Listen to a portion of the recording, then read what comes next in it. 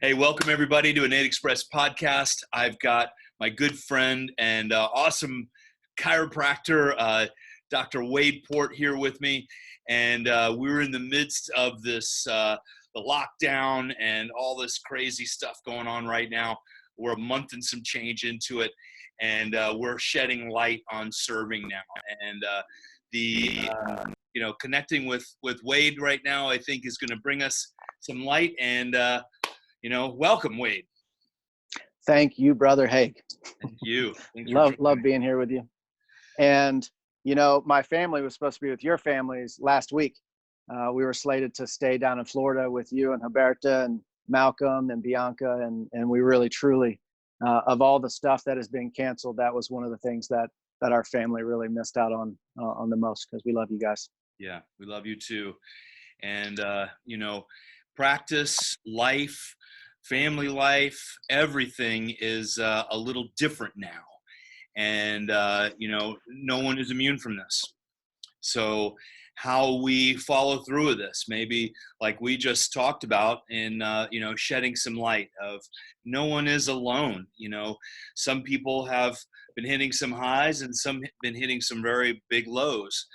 So, wherever we can maybe bring some light in and help share, I think is going to be an asset for the profession and life and family life and husbands and wives.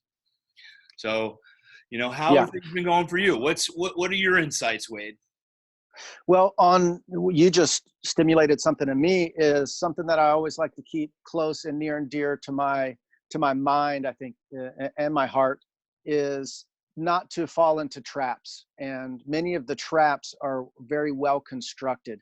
And I'm speaking mainly to chiropractic students and chiropractors, in that one of the most common traps is to believe or feel that you are any further along or any further behind of anybody else. And because it's seems to be such a highly judgmental process for chiropractic students to highly scrutinize and criticize every little aspect of their lives, of their journeys, of their families, of the profession, of the instructors, etc. It seems to be very pervasive, and that's the world I live in, so that's what I know, is that life can constantly and is constantly asking of us or providing opportunities to step up, to step in, to grow, to raise our vibration, to shift our paradigm. That's what we offer people in practice.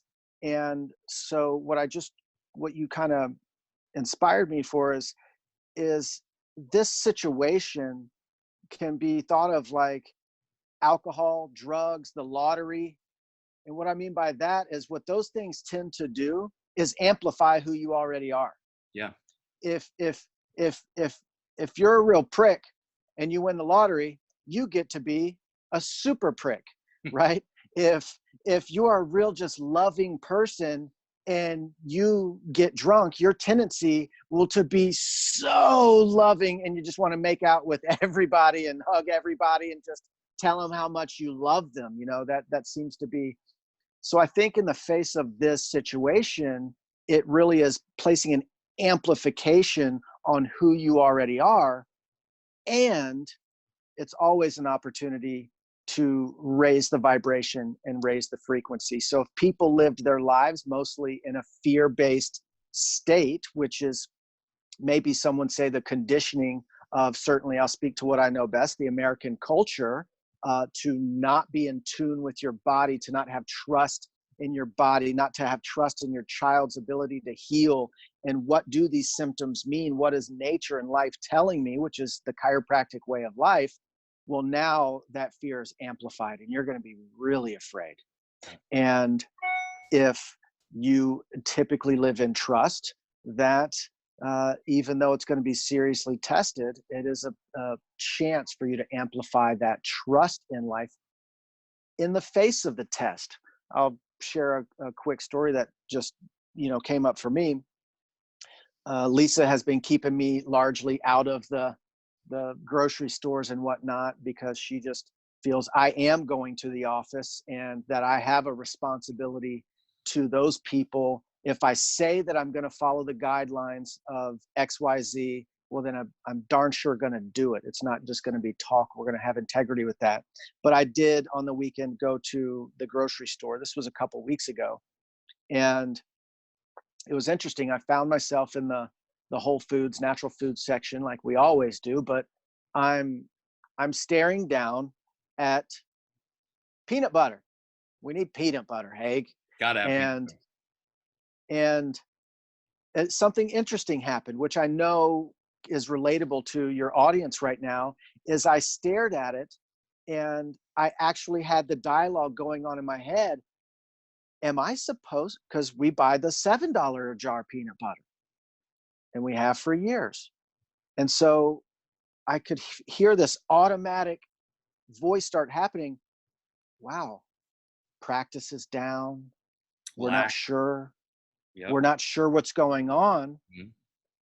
And I don't even know that I was in full lack, but this was still thing coming in saying, am I supposed to buy the $3 jar right now? And I sat there, I probably sat there staring at the peanut butter, just having this dialogue for several minutes. You know, people were kind of like, hey, can I get by you? You know, and and I'm just like, sure, go ahead. But I'm staring at this peanut butter. And what I'm having is this deep philosophical, or not so deep, conversation in my head. And in the end, the voice spoke clear and said, you do what you always do, because food is an investment. And so why right now, when the world is waking up, maybe hopefully, to the fact that our health is our greatest commodity and primary number one, why would I make a decision that would change from what we have in our family historically? And so I bought the dang $7 peanut butter because that's what we do, because we invest in our health. And that was just an interesting little scenario that I got to go through, but my own beliefs, my own paradigm got to be challenged in the moment. And I got to really kind of weigh it out. And I know people are, that's just a small microcosm, what I know everybody is doing right now in many facets of their life.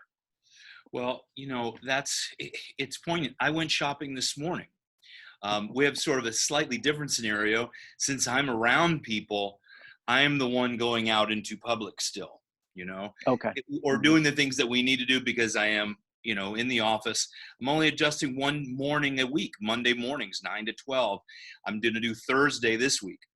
But I went to the grocery store this morning, similar type of scenario of, I was looking at things that I know my kids would enjoy, some stuff, but you know what? They weren't necessarily honoring bits of food. Mhm. It wasn't necessarily the cost, but you know what? My daughter doesn't need salami. My daughter loves salami. She absolutely craves it. But you know what? It's not a food that I really want to give her very often. I got it just to comfort her in a way that I'm Mhm. projecting myself and all the world that she doesn't really even have at 5 years old.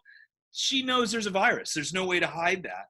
Mhm. But I was also thinking, giving her a little comfort where maybe I need a little bit of comfort, Mhm. because right now we're the leaders of this. And very often, you're in practice. And I've had student I spoke to this morning that is, really concerned that she's going to be set back another year and all these problems and all these things. And then all this stuff out there in the world. Are we going to be able to get back and pay for our homes, and our cars are going to be taken away, or whatever it might be? Um, it's hard to put that real onto the back. It's not real, right? But putting it on the back burner or putting it out of our minds, because you know what? It is part of that fear. And the world has it out there. There's no way to deny it. The chiropractic profession, if you're on 15 seconds worth of Facebook time or Instagram, a lot of that fear still comes up, no matter what profession you're in. So I just had to pull myself back. We've had enough salami. I'm not going to buy this today. And we just, like you were talking about, the $7 or the more honoring food is what I call it, because nurturing ourselves is more important than, just a little bit of comfort food or eating another bowl of ice cream because I'm depressed. And a lot of people are home alone. And I think that's a tough thing I would have a really tough time myself being alone this whole time. But yeah, I mean, that was very poignant, Wade. Uh, couple of things. The students I want to talk about, and this, depression.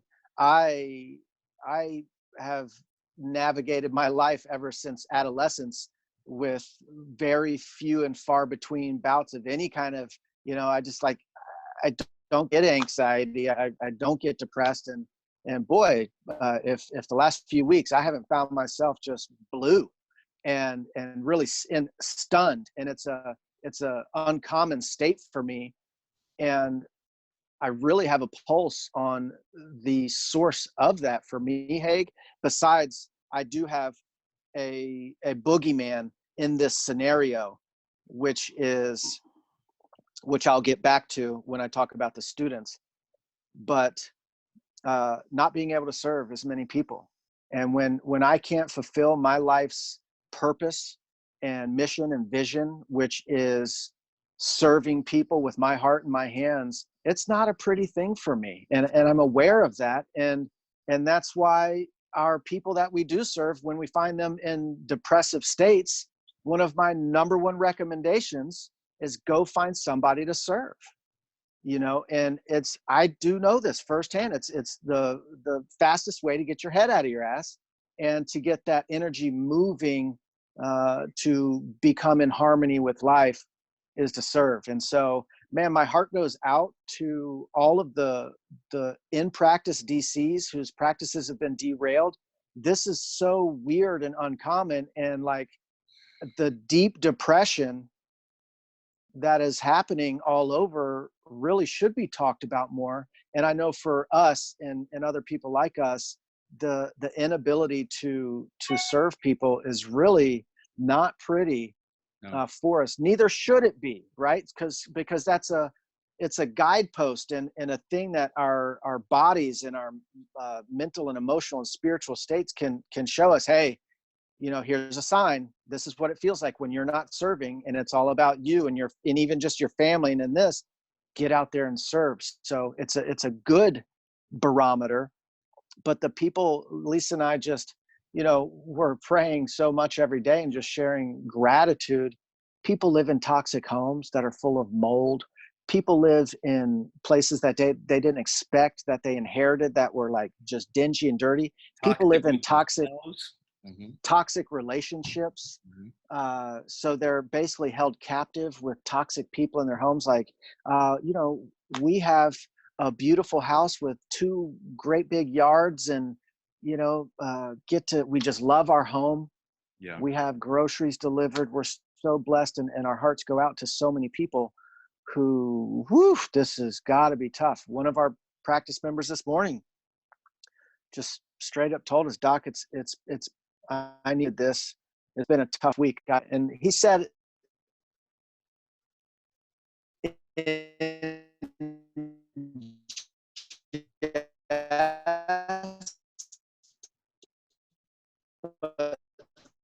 not so much space and empathize with someone who says that. Like, that is a cry for help. And the fact that he was able to come in and get reset was a real gift. To the students who are concerned about what is the state of affairs, I'm graduating, or I didn't have a ceremony and all this stuff. Well, Haig John and myself were at Life University when a smaller type of thing happened, but it was very big to us and the profession. Yep. Is when the CCE yanked our accreditation. Yep. I ended up moving to California, went to Cleveland and Los Angeles, and then moved back to Life University.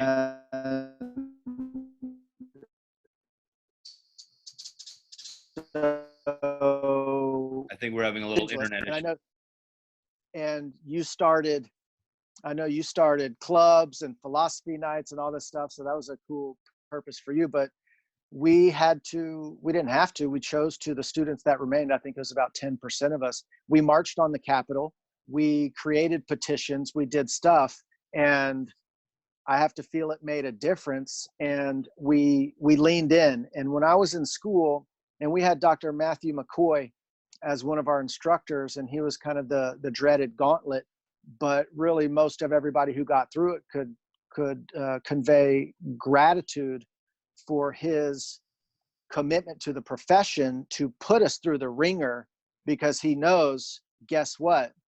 Life ain't always hugs and roses Right. and, Atlas toggles with, you know, flowing energy and deeper connection to self. There's nasty political, there's nasty corporate, there's nasty stuff going on that would love nothing more than to see chiropractic crumble and fail. So I say to the students, this can be an opportunity for a wake up call. And I knew in school, I either had to give my time, my energy, or my money to so-called political organizations. Like in Georgia, we have the GCC as our principled organization, and other states have them. You have to get involved. You can't have your head in the sand. Is the political arena my wheelhouse of like oozing joy and just yumminess? No, No. but I love this profession. I love people. I love my brothers and sisters in chiropractic. So I feel charged with a mission and a duty to do so. And it ain't fun. It ain't glamorous. We're in board meetings till midnight on weekdays, away from our families, talking about politics and talking about policies. And it's not glamorous, but it has to be done. And we need the youngsters to really get charged with this mission to make sure that chiropractic has a future, because it's very political in nature, even though we want to step back and have a deep trust in the rhythms, nature, and spirit of it all. At the same time, there is some due diligence that has to get done. Yeah, absolutely. And part of the thing is, just getting involved and being a part of something, being interactive with chiropractic, with the politics, with learning and growth, is absolutely imperative. Just like you said, when I left at Cleveland, I started, things like we had at Life that was lacking in another school. But I gleefully came back to Life University, and that's when I think we got stronger as chiropractors, going through the junk that we went to, traveling around the country, trying to find our home again. And it's not exactly like this, but it made us stronger. And I see the leaders at the GCC and FCS and everywhere else, and people that have gone through that stuff. It's made our skin a little thicker. It made us a little tougher. I give thanks for it. You know what? I might not be the person that I am right now if we wouldn't have gone through those things. With this stuff that we're going through right now, I made a post a couple of weeks ago that I am grateful for it. And I got a lot of backlash. And I didn't realize it when I said it. I said, maybe some people will get a little mad about this, but it came back to me from the people that I serve. One individual, she's a lovely human. I absolutely love taking care of her. Her son is on, I think it was the Constitution, and someone had just passed away from there. Her son is on that ship, and she's very upset. And I can understand. I can't put myself in her shoes. I get it though. There is a lot of stress out there. I feel I love, like you said, I love being in my home. I love my children. I love being where we are. I've also prepared myself. Right now, we are spending some of our savings. Let's be real. I'm going to be absolutely real right now. I'm spending some of my savings that was in the account that I never touched, the farthest away from me. You know what? I've put it up now. And it's all going to come back. I'm not worried about it. I'm keeping my staff right now. I only have, 2 CAs. That's all we need. And I'm keeping them paid right now, the best that I can until I can't. Yeah. It is the way it is, And but I've also prepared for times when we are not in the flow of abundance, but I still see abundance coming to me. We still do our meditations or visualizations of abundance. We just got some money back to us that I never even thought it was coming. Money just coming in through channels of spirit from the fourth dimension, because I expect it. And I expect more checks than I expect bills.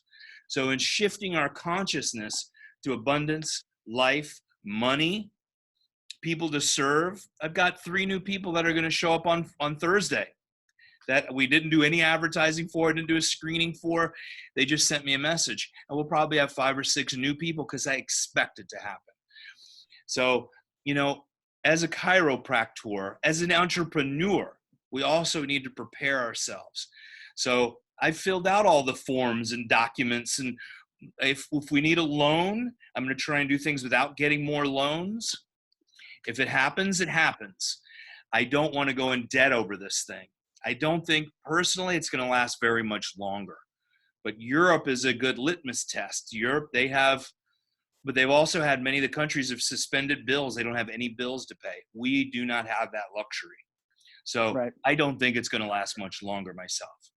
Well, I want to put a little magnifying glass on your commentary just now, and for all the listeners is, again, it's back to my original point. This is just amplifying who Haig is day to day. So if we go back 6 months before any of this was even a blip on the radar, Haig was doing his visualizations, his abundance exercises, powwowing with the staff. Yep. And, I know I can go 6 months back on your Facebook feed and watch you doing daily posts for chiropractic philosophy nights, green book readings. And see, that's the thing. It's not just when the chips are down, do you pray to God? Do you, that's when it's not crisis that you say, God help me, right? Or God, thank you for the things that I took for granted. And when you say you've been preparing for this, I know that you have been very mindful and a good steward of finances and your relationship with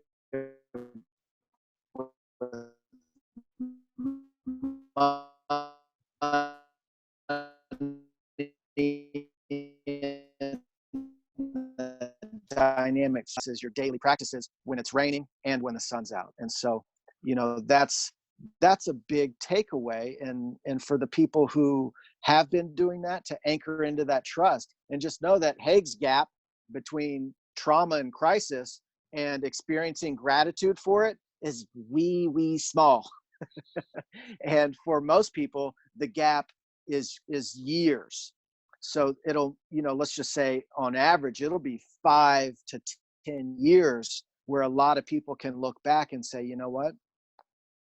I have gratitude for that crisis and that time, because it led me here. And even the people, and we know this, and I have compassion for the mom whose son is on that ship, and for people who have actually gotten a viral contagion called whatever and have not made it through.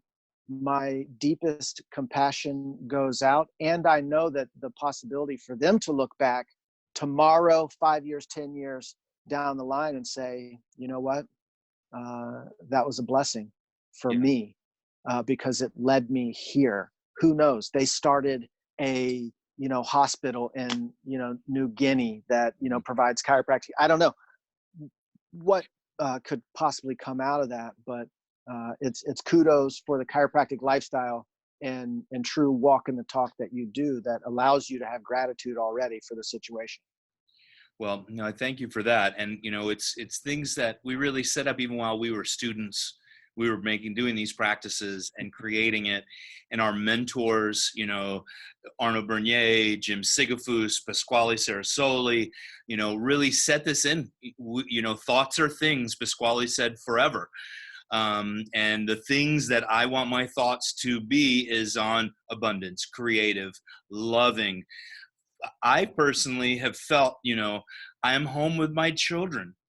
And instead of, I had 4 or 5 different things booked in different countries, even, that I don't have to do that. I'm not doing that now. And I am 100% father.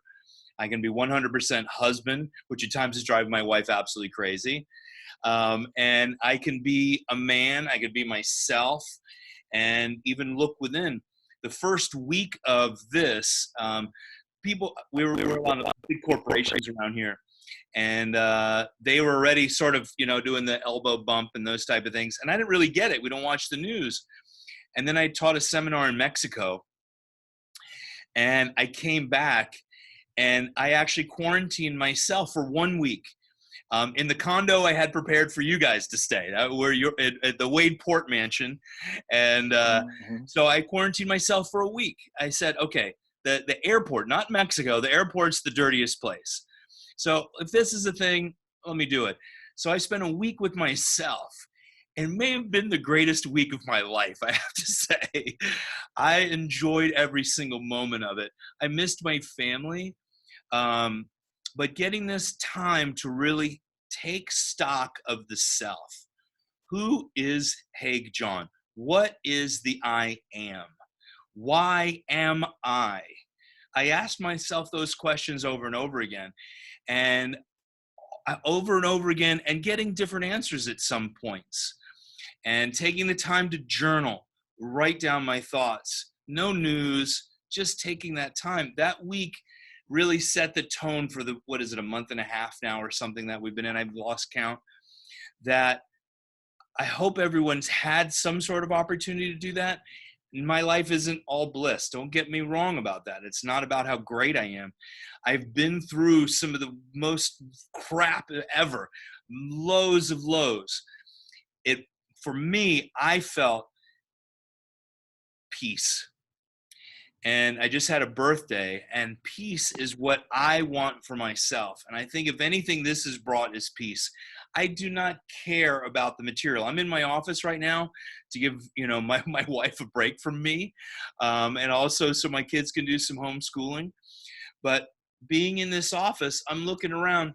I don't care if it all goes away. I set up 3 tents in the front of my building, and I said, if I need to set up an easy up tent, I have 3 of them. I can adjust people outside. I've told students for a decade and a half now, you are free. You can put a portable table or a chair or a bench, anything, on a fishing dock in Venezuela or Taipei or anywhere in the world, and you can support yourself, you can feed your family, you can live in absolute bliss. So this time of really looking at really what we do as chiropractors, all the fancy stuff, my tables are in the background, they don't matter. You can take them. My happiness and my joy are my greatest things. Health is actually important as well. Yes, absolutely. But I've seen very ill people be absolutely blissful. It's my joy, my happiness, my bliss that is my greatest asset that I'm continually working on. And I can't say you to do that or anybody else to. Taking this time to be at peace. If you don't meditate, find some time to be quiet. That week for me, gave me that quiet. That was absolutely wonderful. I have not been getting adjusted the way I really need to be. And I just started getting adjusted again with a buddy of mine. We're caring for each other. That has been the next big hurdle that I truly feel blessed to be able to be cared for chiropractically. So, yeah. How do you feel? What do you see the future? Okay. Say if we have another month, or if this is done, we're getting back to life. Where do you see the future, Wade?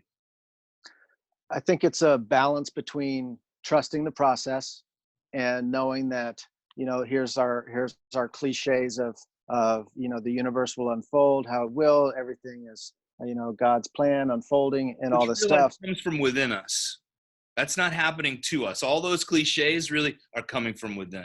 Yeah, I didn't mean Correct. to cut you And off. so that's where the balance is between just being in trust and getting our ass in gear. Right. And so the future looks how we make it. It really does. Or it's going to look pretty awful, in my opinion, if we just stand by and sit by and allow the powers to be to just come and strip every civil liberty that we have left from us and stuff everybody in a little corner and say behave, and let's have some society that I think is beyond our wildest comprehension, beyond Orwell and beyond this kind of stuff.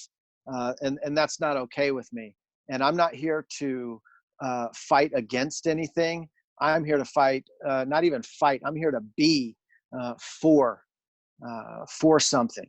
And so that's where I'm focusing my energy and getting behind things like Bobby Kennedy and Children's Health Defense, and getting behind Informed Consent Action Network and Del Bigtree, getting behind NVIC, Barbara Loe Fisher's types of organizations, I think is super important. Give $5, give $10, give 20, give 100, give 500, give what you can.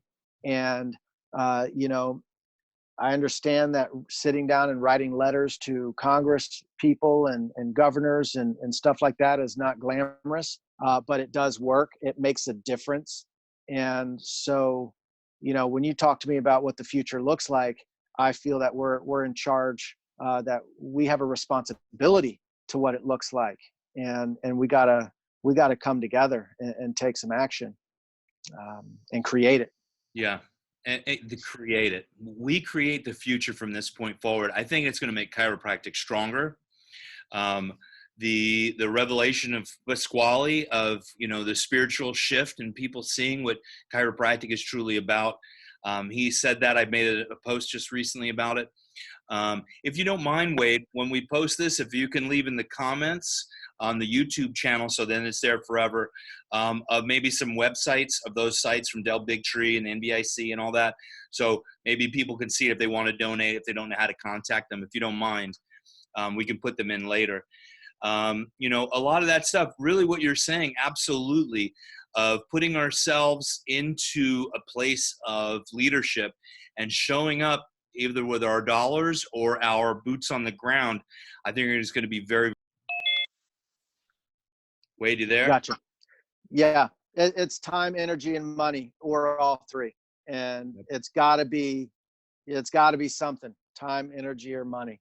Yeah. And ideally all three. You know, we got to do this again, Haig, so we can have some fun and reminisce about old times. And I know maybe some people would love to hear some stories. Some of our old friends might like to listen in and be fearful that their name might get dropped in one of our stories, just to keep our friends on edge, to see Absolutely. if we were going to share a juicy one. But, you know, just something that's up for me, besides many things. If, for those of you who have children, and even if you don't, Haig can relate to this because our children are around the same age, is these kids' books. You know, the wisdom is there. It's in there. When I read Shel Silverstein, when I read Dr. Seuss, you know, the Lorax, that's a chiropractic story. Yeah. Right. Who's going to speak for the trees? Mm-hmm. Right. And, you know, here come the folks, the Oncelers, you know, coming in to say, we can make some money here, baby. Whack, whack, whack, whack, whack, whack. And damn the torpedoes, whatever happens to the Barbaloots or whoever else, you know, hey, not my problem. Who's going to speak for the trees? And that's my charge to myself first, because I can't go ask other people, hey, can you handle this for us, please? Because it's not looking pretty for me. And so it's all there. Look to those types of references that you grew up on and disseminate some wisdom from them. Green books are great too. Sometimes they're harder to read, but I want to kind of, you know, end on just a beautiful moment that I shared with Eva Rose yesterday or the day before. Is we have a ginormous magnolia tree that underneath is this beautiful canopy, and it's her secret, you know, magnolia fort. And she's under there. She's tending to it and making sure her rooms are all good and her walls are built up and all this stuff. And she said, Daddy, well, a day before that, she said, whoever came up with this coronavirus thing seriously crazy. It's just making everything worse Mhm. from the mouths of babes. But then a couple days later, she says, I don't want my fort to be secret anymore. I want everybody to come enjoy it now.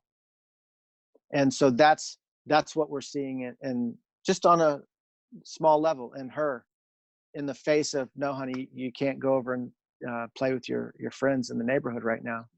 And she's like, you know what, I don't want my my stuff to be secret anymore. I want everybody to come over and enjoy this now. So Yep. there's a lot of silver lining, a lot of silver lining. It's a lot of So silver we'll lining. nurture that. We Yeah. just have to look for it and recognize it, right? Yep. Wade Port, I love you. I appreciate you. I'm so happy we had this time to connect. Let's do it again, okay? I want to invite you to Saturday. We're doing Green Book reading with students from all over the country, all over the world, actually. Volume 33. We're on chapter 12. Okay, I'll send Awesome. you the link. Okay. Special. Everybody, I love you and I appreciate you. Share this, join in, and God bless you. We're getting through this all together. Once we're going to be practice building. We're going to talk about saving money. We're going to be out creating wealth. We're going to do all those things because it's important. I want everyone to thrive. God bless you, and I'll see you Love you, soon. Haig. Love you Thanks for what too. you do, brother.